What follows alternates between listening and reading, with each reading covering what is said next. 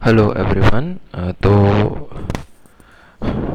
तो आज हम कैमरा क्लास के अंदर पढ़ेंगे, कैमरा क्लास के बारे में पढ़ेंगे जो कि यूनिटी के अंदर यूज़ होती है। ठीक है। तो camera is a device which through which the player views the world. मतलब कैमरा एक वो डिवाइस है जिसके थ्रू जो यूनिटी के अंदर प्लेयर होता है वो वर्ल्ड को देख सकता है। ठीक है। और जो हमारा स्क्रीन है ये यूनिटी के अंदर, ठीक है, जो हमारा स्क्रीन है वो स्क्रीन स्पेस कहलाता है। ठीक है। और बॉटम लेफ्ट 0 0 है और राइट टॉप राइट जो है वो pixel width by pixel height है ना। और z जो है वो वर्ल्ड यूनिट है कैमरा के रिस्पेक्ट में। जो z है वो वर्ल्ड यूनिट है, वो कैमरा के रिस्पेक्ट में। View port space size is normal. तो व्यू पोर्ट का जो स्पेस साइज़ है ना वो कैमरा के रिस्पेक्ट में कैलकुलेट होता है। ठीक है। और बॉटम लेफ्ट जो होता है, जैसे मान लो ये पूरी स्क्रीन है यूनिटी की, है ना। तो यूनिटी का जो बॉटम लेफ्ट है, ये जहाँ पर माउस जा रहा है, ये 0 0 है। और टॉप राइट जो है ये width pixel width by pixel height है। ओके। तो ये कुछ ऐसे viewport space is not okay. ये कुछ इस तरीके से। तो ये सारी जो हम क्लासेस पढ़ रहे हैं, ये सारी क्लास हम यूनिटी गेम इंजन में यूज़ कर सकते हैं। तो हम कैमरा क्लास जो पढ़ रहे हैं, तो फिर हम कैमरा को बेसिकली इसके थ्रू, कैमरा क्लास के थ्रू एक्सेस कर सकते हैं। हमें बस टैग का यूज़ करना पड़ेगा। ठीक है। और ये जो वर्ल्ड स्पेस है ना, ये ग्लोबल कोऑर्डिनेट्स के बेसिस पे डिफाइन होता है। फॉर एग्जांपल ट्रांसफॉर्म पोजीशन होती है। तो इसके बारे में फर्दर डिस्कस करेंगे। अभी स्टैटिक प्रॉपर्टी देख लेते हैं जो कि कैमरा के अंदर होती है। स्टैटिक प्रॉपर्टी होती है, स्टैटिक प्रॉपर्टी बेसिकली वो प्रॉपर्टी होती है जो कि सारे कैमरा के अंदर ही होती है। अब जो कि सारे कैमरा के अंदर ही होते हैं जो हमारी यूनिटी के अंदर यूज़ हो रहे हैं। तो पहला है all cameras.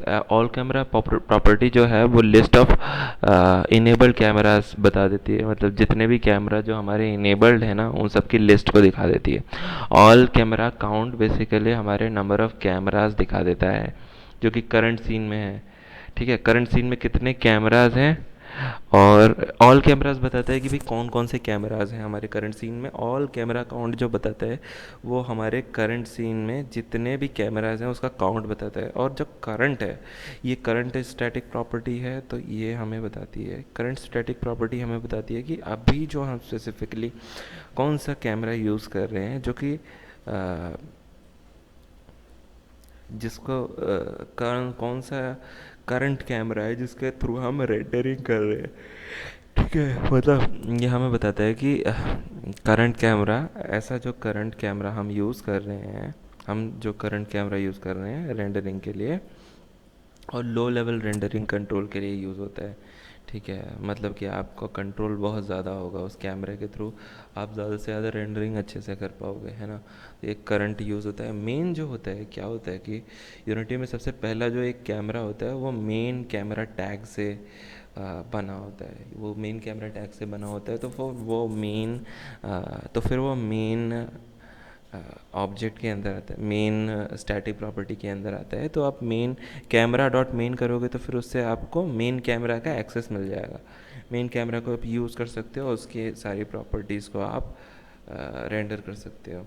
On post render basically delegate. सबसे पहले डेलीगेट देखते हैं कि डेलीगेट क्या होता है। जैसे कुछ फंक्शन बना दिया हमने, तो फिर और उसको किसी वेरिएबल में स्टोर कर दिया, तो बेसिकली वही एक डेलीगेट है।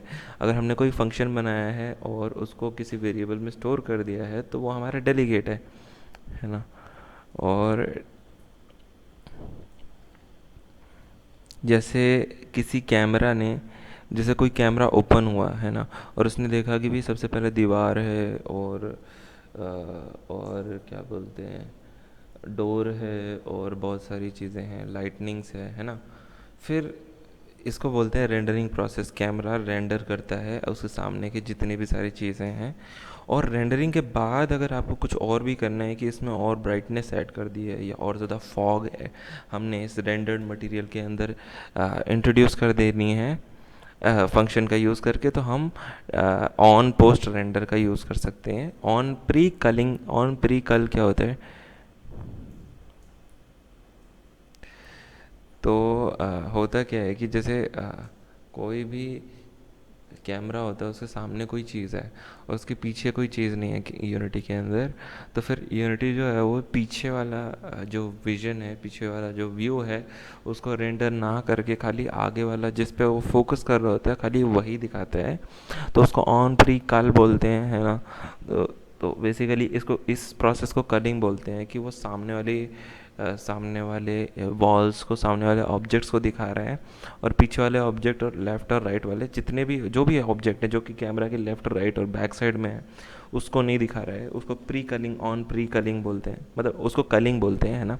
ऑन प्री कलिंग मतलब कि जैसे हम कैमरा को लेफ़्ट से राइट मूव कर रहे हैं, तो सबसे पहले जो लेफ़्ट ऑब्जेक्ट दिख रहा होगा, है ना, और वो थोड़ा सा राइट किया हमने कैमरा, तो तो बेसिकली ये on pre culling function call होगा, है ना। Delegate that you can use to execute custom code before a camera culls the scene. तो अगर वो लेफ़्ट से राइट में हम कोई कैमरा मूव कर रहे हैं, या मैं ऐसे बता देता हूँ कि ये है कैमरा, ठीक है, और हम ऐसे, ये हमारा विजन है, फील्ड ऑफ विजन, यहाँ पर कुछ ऑब्जेक्ट आ रहा है, ठीक है, यहाँ पर भी एक आदमी आ रहा है ना। तो ये आदमी कल ना हो जाए, या मतलब गायब ना हो जाए सीन से, इसलिए इसमें मतलब उससे जस्ट पहले एक प्री कल फंक्शन यूज़ होता है ना। तो इसका हम प्री कल फंक्शन का यूज़ कर सकते हैं। ऑन प्री रेंडर क्या होता है कि कैमरा जैसे ओपन हुआ है, जैसे यूनिटी में कैमरा है, ये मेन कैमरा, उसके सामने बहुत सारे ऑब्जेक्ट हैं, है ना। तो जैसे ही, जैसे कैमरा रेंडर कर रहा है, ये वॉल है, ओके, फिर यहाँ पर मतलब उसके पीछे एक उसके पीछे वो है, क्या बोलते हैं, सन है, कुछ ऐसे करके, और उसके पीछे ये क्लाउड्स हैं, ऐसे ऐसे क्लाउड्स से 3-4 ऐसा करके, ठीक है, ये चीज़ें हैं। तो यूनिटी धीरे धीरे पहले वॉल को रेंडर करेगा, फिर ये इन सब चीज़ों को रेंडर करेगा। तो हम क्या चाहते हैं कि इन सब चीज़ों को रेंडर करने से पहले ही अगर हम यहाँ पर कुछ ऑब्जेक्ट बनाना चाहते हैं फंक्शन के थ्रू या डेलीगेट्स के थ्रू, जो कि फंक्शन का ही वेरिएबल है, तो हम ऑन प्री रेंडर का यूज़ कर सकते हैं, ठीक है। तो ये है स्टैटिक प्रॉपर्टीज़ कैमरा के अंदर।